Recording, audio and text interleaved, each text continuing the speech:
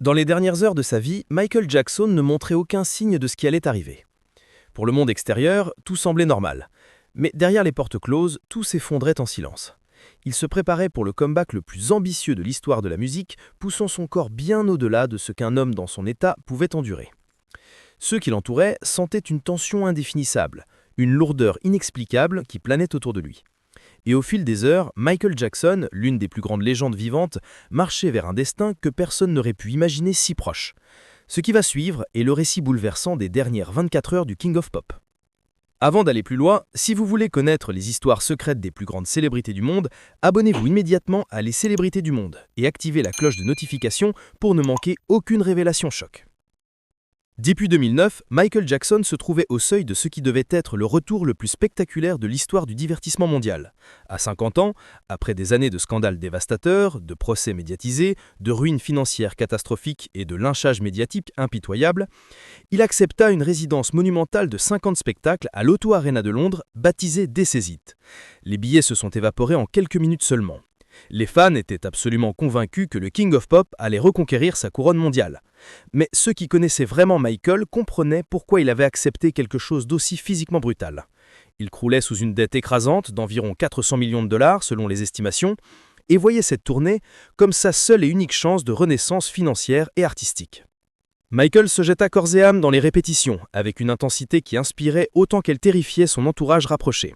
Il travaillait des heures interminables chaque jour au Staples Center, obsédé par chaque détail. Les éclairages, la chorégraphie millimétrique, les arrangements musicaux, chaque élément microscopique de la production. Il voulait atteindre la perfection absolue. Il cherchait désespérément la rédemption publique. Pourtant, derrière ces répétitions méticuleusement structurées, la pression monumentale de devoir assurer 50 concerts à guichet fermé commençait à l'écraser psychologiquement et physiquement. Sa maquilleuse de longue date, Karen Fay, son coach vocal Dorian Holley, le chorégraphe Travis Penn et le directeur Kenny Ortega observaient tous des changements inquiétants dans son comportement à l'approche du mois de juin fatal. Ils remarquaient des frissons incontrôlables, des moments de paranoïa étrange dans son discours et une fragilité physique qu'il ne cherchait même plus à dissimuler. La pré-production seule de cette tournée avait déjà englouti plus de 25 millions de dollars et AEG Live, le promoteur impitoyable, poussait sans relâche pour maintenir le calendrier coûte que coûte. Le médecin personnel de Michael, le docteur Conrad Murray, intégré dans le cercle rapproché en mai 2009, était officiellement chargé de le maintenir en condition pour la tournée. En réalité, Michael luttait contre une insomnie chronique si dévastatrice qu'il ne pouvait plus fermer l'œil sans médicaments extrêmement puissants. Il souffrait également de douleurs persistantes dues à d'anciennes blessures traumatiques, les brûlures sévères de l'accident Pepsi en 1984 et une fracture vertébrale causée par l'effondrement d'une scène lors d'un concert à Munich. En 2009, Michael dépendait dangereusement des médicaments, notamment des benzodiazépines et, plus terrifiant encore, du propofol, un anesthésique chirurgical jamais destiné à un usage domestique. Au fil des jours critiques, Michael commençait à manquer de plus en plus de répétitions. Ortega envoya un email alarmant aux dirigeants de AEG, avertissant que Michael montrait des signes de paranoïa aiguë, d'anxiété débordante et de comportement proche d'un trouble obsessionnel compulsif. Mais lors d'une réunion extrêmement tendue, le 20 juin, Murray insista fermement que Michael était parfaitement apte physiquement et émotionnellement, exigeant que toutes les décisions médicales lui reviennent exclusivement. Les personnes présentes se sentirent profondément mal à l'aise, mais personne n'osa contester ouvertement l'autorité du médecin. Michael retourna aux répétitions, propulsé par une détermination pure plutôt que par la force physique. Tout étant en jeu, ses finances, sa réputation, sa légende immortelle. Michael Jackson continua à avancer sans réaliser que le compte à rebours final avait déjà silencieusement commencé. Dans la nuit du 23 juin, à seulement 48 heures de sa mort, Michael Jackson monta sur la scène du Staples Center pour ce qui serait, à son insu, la toute dernière performance de son existence. L'arène était vide, hormis les danseurs professionnels, les membres de l'équipe technique et un petit cercle de collaborateurs fidèles qui travaillaient avec lui depuis des décennies entières. Après des semaines d'absence irrégulière et de moments d'effondrement physique visibles, Michael apparut soudain métamorphosé ce soir-là. Concentré, énergique et se mouvant avec une clarté mentale qu'on ne lui avait plus vue depuis des mois. Dorian Holley, son coach vocal de toujours, raconta plus tard que Michael était totalement immergé, non seulement dans la performance technique, mais dans une forme de méditation profonde et troublante. Il y avait dans son regard une intensité qui dépassait largement le cadre du simple spectacle. C'était comme s'il portait un message urgent qu'il devait absolument transmettre avant que le temps ne lui échappe définitivement. Hawley remarqua également que Michael parlait de plus en plus souvent de guérir le monde blessé, de propager l'amour universel et d'utiliser le spectacle pour réveiller les consciences endormies. Il parlait beaucoup moins des aspects techniques de la performance et davantage de sa signification existentielle profonde. Ce n'était plus une question d'applaudissement ou de reconquête de son statut de superstar mondial. Cela semblait presque spirituel, comme une offrande finale, bien que personne dans la salle ne le perçût ainsi à ce moment précis. Malgré cette énergie retrouvée miraculeusement, beaucoup sentirent quelque chose d'étrange vibrer sous la surface brillante. Michael paraissait dangereusement mince, bien plus fragile qu'un homme se préparant à 50 concerts marathon ne devrait l'être. Son poids oscillait autour de 60 kg pour 1,80 m. Certains le virent serrer compulsivement ses bras autour de lui entre les numéros, comme s'il luttait contre des frissons inexplicables. D'autres remarquèrent la façon dont il fixait le vide absolu lorsque les conversations s'interrompaient, s'échappant vers un monde intérieur que personne ne pouvait atteindre ni comprendre. De petits détails apparemment insignifiants, mais, rétrospectivement, des véritables avertissements criants. Pourtant, durant cette ultime répétition, Michael avança avec absolument tout ce qui lui restait de force vitale. Le spectacle commençait enfin à ressembler au chef-d'œuvre monumental qu'il imaginait depuis le début. Après avoir terminé un passage électrisant de Billie Jean, il sourit doucement, leva légèrement la tête avec satisfaction et dit à un membre de l'équipe ému « Voilà, on y est presque ». La répétition prit fin peu avant minuit. Michael étreigna chaleureusement les danseurs épuisés, remercia sincèrement l'équipe un par un avec gratitude et quitta la scène avec la même détermination calme qui le caractérisait à son apogée créatif. Personne ne réalisa que l'homme qui venait d'enflammer la salle ne remonterait plus jamais sur une scène. Pour beaucoup de témoins, ce souvenir de cette dernière fois où il se déplaçait avec autant de volonté brute, de passion dévorante et de désir ardent de se relever, les hante encore profondément aujourd'hui. Alors que le monde entier croyait fermement que Michael Jackson se préparait à un retour triomphal historique, ceux qui l'entouraient au quotidien étaient témoins d'une réalité bien plus fragile et déchirante derrière les portes fermées. Les répétitions semblaient prometteuses le 23 juin, mais les jours précédant cette nuit fatidique étaient saturés de signes troublants, des signes que beaucoup n'ont reconnus comme des avertissements mortels qu'une fois qu'il était tragiquement trop tard. Michael n'était plus l'homme invincible qui avait dominé les scènes mondiales pendant des décennies glorieuses. L'usure physique impitoyable, l'épuisement émotionnel total et la pression écrasante d'un retour motivé par une nécessité financière désespérée commençaient à l'éroder dangereusement de l'intérieur. Dorian Hawley, qui travaillait avec Michael depuis des années, ressentait une lourdeur inhabituelle et oppressante autour de lui durant ces dernières semaines critiques. Ils avaient traversé ensemble des tournées mondiales épuisantes et des emplois du temps absolument exténuants. Mais cette fois, Michael semblait détaché d'une manière que Hawley ne parvenait pas à décrire pleinement avec des mots. Il parlait avec une douceur mélancolique, proche de la tristesse profonde, répétant certaines phrases obsessionnellement, comme s'il luttait contre des pensées sombres qu'il ne pouvait pas exprimer verbalement. Il parlait beaucoup d'amour universel, de protection de la planète mourante, du désir brûlant d'utiliser le spectacle pour inspirer un changement global. Ce n'était pas de simples réflexions philosophiques vagues. Cela semblait plus davantage des confessions urgentes d'un homme conscient que son temps s'épuisait. Bill Whitfield, le garde du corps fidèle de longue date de Michael, observait une autre dimension de cette lutte intérieure. Il remarqua avec inquiétude à quel point Michael était devenu alarmement mince et physiquement fragile. Il voyait clairement le poids monumental des attentes qui pesaient sur ses épaules. 50 concerts à guichet fermé, des dizaines de millions de dollars en jeux financiers, et un promoteur exigeant impitoyablement la perfection absolue, peu importe le coût humain pour l'homme au centre vulnérable de tout cela. Whitfield dira plus tard avec émotion que le stress était évident et palpable. Il était vraiment sous une pression insoutenable, confia-t-il gravement. Et ce genre de stress tue littéralement les gens. L'environnement immédiat autour de Michael était devenu chaotique et toxique. Trop de conseillers contradictoires, trop d'exigences impossibles, trop de personnes affirmant savoir ce qu'était le mieux pour lui, tout en servant leurs propres intérêts égoïstes. Beaucoup gravitaient autour de lui, attirés par l'argent facile, l'influence mondiale ou simplement la proximité glamour avec le King of Pop légendaire. C'était un monde rempli de personnes qui acquiesçaient servilement à tout, des gens qui ne remettaient jamais en question ses décisions autodestructrices, même lorsque ces décisions mettaient clairement en danger la santé et la vie de Michael. Pendant ce temps critique, son médecin personnel, le docteur Conrad Murray, devenait une présence omniprésente et inquiétante dans la vie quotidienne de Michael.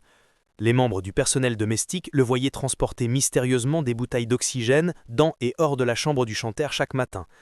Ils murmuraient entre eux des questions troublantes sur ses méthodes peu orthodoxes, se demandant pourquoi un artiste censé être en parfaite santé avait besoin d'un équipement habituellement réservé à des problèmes respiratoires extrêmement graves. Mais personne n'osait interroger ouvertement Murray. Il était après tout le médecin personnellement choisi, généreusement financé et officiellement chargé du bien-être de Michael. À mesure que les répétitions s'intensifiaient brutalement, l'instabilité émotionnelle de Michael devenait de plus en plus difficile à ignorer pour son entourage impuissant. Son emploi du temps était absolument brutal, son sommeil pratiquement inexistant, et il dépendait dangereusement de médicaments puissants juste pour passer chaque nuit interminable. Certains jours, il semblait distant et mentalement confus. D'autres, il paraissait profondément terrifié par quelque chose d'invisible. Par moments troublants, il semblait remettre en question les personnes autour de lui, répétant la phrase déchirante « Pourquoi je ne peux pas choisir ?» Une ligne qui résonne encore douloureusement pour ceux qui l'ont entendu prononcer. Tout le monde autour de lui sentait viscéralement que quelque chose n'allait vraiment pas. Tout le monde percevait qu'un point de rupture catastrophique approchait inexorablement. Mais personne n'imaginait dans ses pires cauchemars que ce point culminant fatal surviendrait moins de 48 heures plus tard. Le matin du 25 juin 2009 commença tranquillement et apparemment normalement dans la somptueuse maison louée par Michael Jackson à Hornby Hills. Pour la petite équipe domestique travaillant sur place quotidiennement, c'était un jour comme les autres en surface. La chef personnelle Kai Ches arriva vers midi pour préparer les repas habituels équilibrés. Les enfants étaient dans leur chambre, la maison baignait dans un calme trompeur. Mais sous cette tranquillité superficielle, quelque chose d'irréversible avait changé. La routine matinale s'était subtilement mais significativement modifiée sans que personne ne s'en rende compte immédiatement. D'ordinaire, le docteur Conrad Murray descendait tôt le matin en transportant visiblement des bouteilles d'oxygène, une vision inhabituelle mais à laquelle le personnel s'était progressivement habitué avec résignation. Ce matin fatal, il ne le fit absolument pas. Kai Chaz remarqua instantanément cette absence inhabituelle dans la routine. Quelque chose semblait étrange et déplacé sans qu'elle puisse l'expliquer rationnellement. Peut-être que Michael se reposait simplement après sa répétition éprouvante. Après tout, il avait travaillé intensément jusqu'à minuit passé, seulement quelques heures plus tôt. Personne n'imaginait qu'à l'étage supérieur, une crise médicale mortelle se déroulait silencieusement derrière une porte hermétiquement verrouillée. Peu après midi, le silence oppressant de la maison explosa brutalement. Le docteur Murray dévala soudain les escaliers dans un état de panique absolue que le personnel n'avait jamais vu auparavant. Sa voix tremblait désespérément, complètement incontrôlée, tandis qu'il criait avec urgence « Allez chercher Prince !» Le fils aîné de Michael monta en courant à l'étage, ignorant tragiquement qu'il apprêtait à vivre le moment le plus traumatisant et dévastateur de sa jeune vie. Kai Ches et les autres membres du personnel restèrent figés en bas, paralysés. Ils savaient qu'un drame terrible se produisait à l'étage, même avant d'entendre les pleurs déchirants. En haut, le chaos éclata violemment, des pas précipités, paniqués, des portes claquées brutalement, des voix brisées par la terreur pure. Les 3 enfants de Michael se mirent à pleurer inconsolablement, et le son déchirant de leur peur infantile remplissait toute la maison d'une angoisse insupportable. Kai Chase décrivit cet instant comme absolument surréaliste. Un moment où le monde entier semblait ralentir dramatiquement, alors que le désastre s'accélérait impitoyablement autour d'eux. Au bas de l'escalier, les employés se tinrent instinctivement la main et prièrent en silence désespéré. « Faites que M. Jackson aille bien », murmurait-il avec ferveur, même si au fond d'eux, beaucoup sentaient déjà la vérité terrible qu'ils refusaient d'affronter consciemment. Les secours d'urgence arrivèrent peu après 12h22. Ils traversèrent rapidement la maison luxueuse pour atteindre la chambre de Michael, où le docteur Murray tentait frénétiquement de le réanimer. Malgré les efforts acharnés de l'équipe médicale professionnelle, Michael ne réagit absolument pas. Il fut transporté en urgence critique au Ronald Reagan UCLA Medical Center. Le personnel domestique reçut l'ordre strict de quitter immédiatement la propriété à 13h30, signe indiscutable que quelque chose d'irréversible et de définitif venait de se produire. L'anxiété suffocante et la peur paralysante emplissaient l'air, tandis qu'ils se rassemblèrent à l'extérieur dans l'attente angoissée d'une nouvelle qui ne pourrait être bonne. Puis, à exactement 14h26, heure du Pacifique, l'annonce que personne au monde n'était préparé à entendre tomba comme un coup près. Michael Jackson, père aimant, icône mondiale, superstar légendaire, avait été officiellement déclaré mort. Moins de 15 heures plus tôt, il répétait encore avec une détermination féroce. À présent, le King of Pop avait disparu pour toujours, laissant derrière lui un silence presque impossible à comprendre ou à accepter. Lorsque la nouvelle dévastatrice de la mort de Michael Jackson tomba brutalement à 14h26 le 25 juin 2009, le monde entier bascula instantanément. Des foules massives se rassemblèrent en quelques minutes devant le UCLA Medical Center. Des fans inconsolables pleuraient ouvertement sur les trottoirs. Les chaînes de télévision du monde entier interrompirent leurs programmes réguliers, les présentateurs peinant visiblement à confirmer ce que des millions espéraient encore désespérément être une fausse rumeur cruelle. Mais cette fois, ce n'était ni un malentendu, ni une erreur journalistique, ni un canular Internet. Michael Jackson, l'homme dont la musique révolutionnaire avait façonné des générations entières, était réellement et définitivement parti. Pour ceux qui le connaissaient personnellement et intimement, la première réaction ne fut pas l'incrédulité choquée, mais une culpabilité déchirante et accablante. Le garde du corps Bill Whitfield raconta plus tard avec émotion que lorsqu'il entendit le premier rapport médiatique, il tenta désespérément de le nier, se rappelant douloureusement les innombrables fois où Michael avait ri des annonces prématurées de sa mort. Il se souvenait précisément d'un trajet en Virginie où une station de radio avait annoncé à tort que Michael était décédé. Et Michael, assis calmement à l'arrière de la voiture, avait simplement secoué la tête en souriant avec résignation. « Ça m'arrive constamment », avait-il dit avec philosophie. Mais cette fois terrible, les appels téléphoniques continuaient d'arriver sans interruption. Les sirènes hurlantes devant le UCLA étaient terriblement réelles. Le choc planétaire était réel, et le silence qui suivit l'était tout autant. Dans les jours qui suivirent immédiatement, la quête obsessionnelle de réponses commença. Le rapport officiel du coroner confirma ce que beaucoup redoutaient secrètement. Michael Jackson était mort d'intoxication aiguë au propofol, combinée à des benzodiazépines présentes massivement dans son organisme vulnérable. Il s'agissait de médicaments extrêmement puissants, normalement utilisés exclusivement en milieu chirurgical contrôlé, jamais destinés à être administrés dans un environnement domestique. Et ils avaient été donnés par la seule personne officiellement chargée de le maintenir vivant et en bonne santé, son médecin personnel, le docteur Conrad Murray.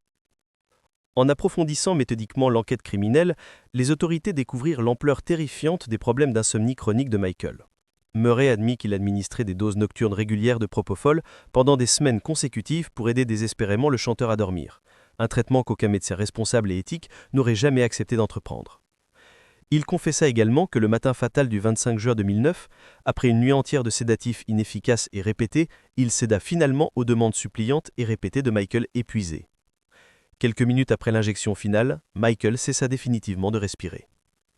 Le public mondial voulait des comptes. La famille déchirée de Michael voulait justice. En 2011, Conrad Murray fut reconnu coupable d'homicide involontaire et condamné à 4 années de prison, dont il n'en purgea finalement que 2 ans avant sa libération controversée. Mais même avec cette condamnation judiciaire, beaucoup pensent fermement que l'histoire complète ne s'arrête absolument pas là. Trop de personnes l'avaient laissé tomber cruellement. Trop avaient délibérément ignoré les signaux d'alerte criants. Trop avaient cyniquement profité de son succès commercial, tout en détournant lâchement les yeux de sa souffrance humaine évidente. Michael se préparait à 5 ans de concerts marathon. Il travaillait plus intensément qu'il ne l'avait fait depuis des années entières, mais il était tragiquement entouré de pressions inhumaines, d'attentes irréalistes et de gens qui avaient plus besoin qu'il performe brillamment sur scène qu'il ne survive simplement. Alors que le monde pleurait sa perte monumentale, une question douloureuse résonnait partout. Sa mort était-elle simplement le résultat d'une seule décision médicale irresponsable, ou l'effondrement final après des années systématiques d'exploitation commerciale, d'épuisement physique et d'isolement émotionnel cruel? Pour beaucoup de ceux qui l'aimaient sincèrement, la réponse était douloureusement évidente. Un homme a administré la dose fatale, mais le monde entier a contribué à construire le fardeau insupportable qu'il a finalement écrasé. Après la mort tragique de Michael Jackson, un moment revenait obsessionnellement dans l'esprit hanté de ceux qui se trouvaient au Staples Center le 23 juin. La dernière répétition magique, la dernière étincelle de génie créatif pur. La preuve ultime que le King of Pop avait encore tellement à offrir artistiquement au monde. Pour beaucoup de témoins, ce n'était plus simplement une répétition de concert ordinaire. Cela ressemblait étrangement à un adieu symbolique et prémonitoire. Ceux qui l'ont observé attentivement ce soir-là admettront plus tard que quelque chose dans sa performance semblait profondément symbolique, comme si Michael versait chaque parcelle d'énergie vitale restante dans un message désespéré qu'il voulait absolument transmettre au monde avant qu'il ne soit trop tard. Pendant They Don't Care About Us, sa voix portait un poids émotionnel qui n'était pas seulement musical ou technique. Il bougeait avec une précision presque maniaque, pas seulement avec assurance professionnelle. C'était comme s'il comprenait intuitivement que ce pourrait être sa dernière occasion sacrée de s'exprimer authentiquement à travers son art immortel. Son coach vocal dévoué Dorian Holley affirma que Michael semblait presque spirituellement soulagé ce soir-là.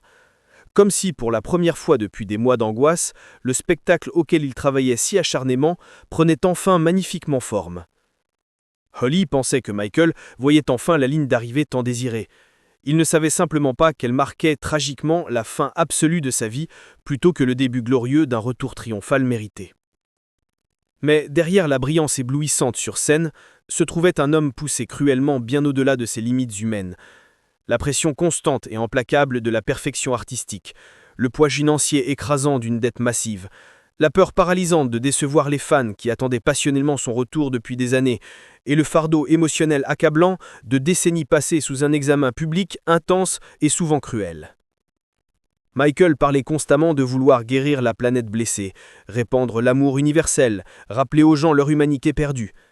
Ce n'étaient pas les paroles vides d'un homme obsédé par la célébrité superficielle, c'était celle d'une âme tourmentée en quête désespérée de paix intérieure. Dans la semaine qui suivirent sa disparition brutale, les images de sa dernière répétition devinrent à la fois une consolation émotionnelle et une douleur insupportable.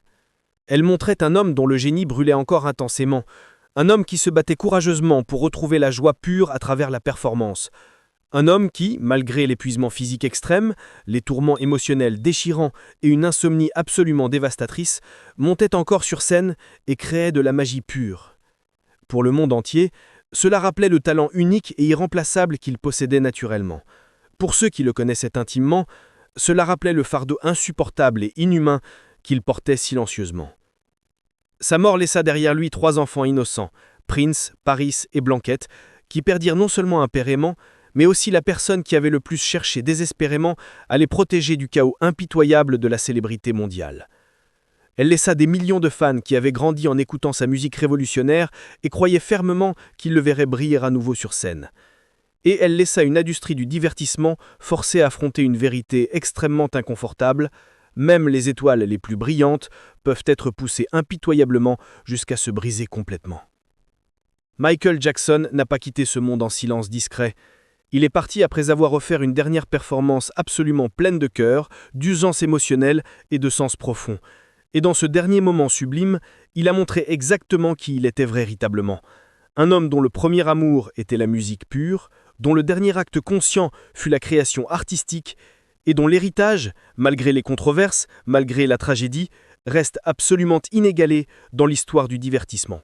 Les dernières 24 heures de Michael Jackson furent remplies de pression inhumaine, de détermination héroïque et d'un combat bouleversant pour trouver un repos qui ne vint jamais. Sa dernière répétition prouva qu'il possédait encore toute la magie, mais son corps épuisé ne pouvait simplement plus supporter le poids qu'on lui imposait cruellement. Quel moment de ces derniers jours vous a le plus profondément touché ? Cette répétition magique du 23 juin, où il semblait presque dire au revoir, ces mots d'amour universel prononcés comme une prière, ou ce silence terrifiant du matin du 25 juin, quand tout s'est arrêté pour toujours. Michael Jackson n'était pas seulement le King of Pop, il était un homme qui a tout donné jusqu'à la dernière goutte de son âme, un artiste qui a brûlé si fort que la flamme l'a consumé. Son histoire n'est pas seulement celle d'une superstar disparue trop tôt, c'est celle d'un être humain écrasé par la gloire, la pression, l'exploitation, et qui, jusqu'à son dernier souffle, a essayé de guérir le monde alors qu'on le laissait mourir seul. Repose en paix, Michael. Ton génie illumine encore le ciel, et ta douleur nous rappelle qu'aucune couronne ne vaut la vie d'un homme. Si cette histoire vous a bouleversé, si vous voulez découvrir d'autres destins de légendes qui ont tout sacrifié pour briller, abonnez-vous immédiatement et activez la cloche. On continue à révéler les secrets que le monde préfère oublier. À très vite pour la prochaine vérité qui dérange.